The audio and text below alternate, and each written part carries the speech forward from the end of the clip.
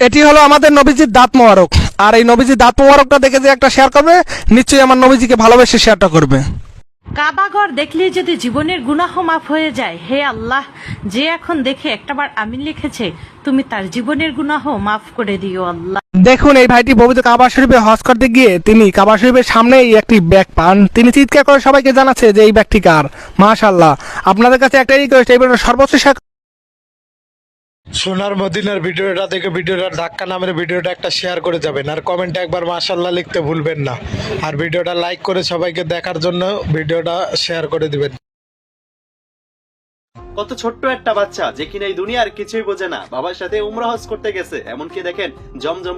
আল্লাহ কাবা শরীফ দেখলে যদি গুনাহ মাফ হয়, তাহলে এই কাবা শরীফ যারা শেয়ার করবে তাদেরকে জীবনে একবার হলো এই কাবা শরীফ সরাসরি দেখার তৌফিক দিন। মাশাআল্লাহ, এটাই হচ্ছে কাবা শরীফের সৌন্দর্য। আল্লাহু আকবরের ধ্বনিতে শত শত হাজার হাজার লক্ষ লক্ষ মানুষ এক কাতারে দাঁড়িয়েছে। একজন মুসলমান যত ব্যস্তই থাকুক না কেন, কাবা শরীফের ভিডিওটা দেখার পর শেয়ার না করে থাকতেই পারবে না। কাবা শরীফটা ধাক্কা দেওয়ার মতো ক্ষমতা আমাদের মুসলমানদের নাই। মাশাআল্লাহ, সুবহানাল্লাহ। ভিডিওটি শেয়ার না করতে পারলে একটা লাইক দিয়ে কমেন্ট বক্সে আমিন বলে যাবেন। কাবা শরীফটা দেখে ধাক্কা মারার মতন ক্ষমতা আমাদের মুসলমানদের নাই। মাশাআল্লাহ, সুবহানাল্লাহ। আপনি যদি শেয়ার করতে না পারেন, ভিডিওটাতে একটা লাইক দিয়ে দেবেন এবং কমেন্ট বক্সে আমিন লিখে যাবেন। কাবাঘর দেখলে যদি জীবনের গুনাহ মাফ হয়ে যায় আল্লাহ, তাহলে এখন যে দেখে আমিন লিখেছে তার জীবনের গুনাহ মাফ করে দিও।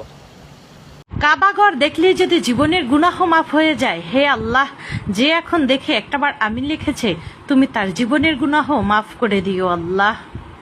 কাবা শরীফটা দেখে ধাক্কা মারার মতন ক্ষমতা আমাদের মুসলমানদের নাই। মাশাআল্লাহ, সুবহানাল্লাহ। আপনি যদি শেয়ার করতে না পারেন, ভিডিওটাতে একটা লাইক দিয়ে দেবেন এবং কমেন্ট বক্সে আমিন লিখে যাবেন। এই সেই জান্নাতুল বাকি কবরস্থান, যে কবরস্থানে আমাদের প্রিয় নবীজি হযরত মুহাম্মদ সাল্লাল্লাহু আলাইহি সাল্লামের হাজার হাজার সাহাবী کرام শুয়ে আছেন। মদিনা শরীফে যারাই মারা যায় তাদের সকলকে এখানে কবর দেওয়া হয়। মাশাআল্লাহ, সুবহানাল্লাহ। এই ভিডিওটি একটা শেয়ার করে সকলকে দেখার সুযোগ করে দিবেন। কাবা শরীফটা ধাক্কা দেওয়ার মতো ক্ষমতা আমাদের মুসলমানদের নাই। মাশাআল্লাহ, সুবহানাল্লাহ। ভিডিওটি শেয়ার না করতে পারলে একটা লাইক দিয়ে কমেন্ট বক্সে আমিন বলে যাবেন।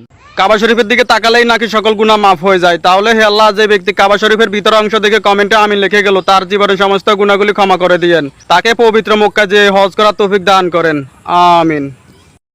যে ঘরের দিকে তাকালে সকল গুনাহ মাফ হয়ে যায়, আর তুমি সেই ঘর। পৃথিবীর সর্বশ্রেষ্ঠ ধ্বনি শুনতে চান? দেখুন এই ভিডিওটা। পৃথিবীর মাঝে এক টুকরো জান্নাত। মাশাআল্লাহ, সুবহানাল্লাহ। কাবা শরীফ দেখলেন নাকি গুনাহ মাফ হয়। হে আল্লাহ, কাবা শরীফটা দেখে যে একটা শেয়ার করলো, আপনি তাকে পবিত্র কাবা শরীফে গিয়ে হজ করার তৌফিক দান করুন।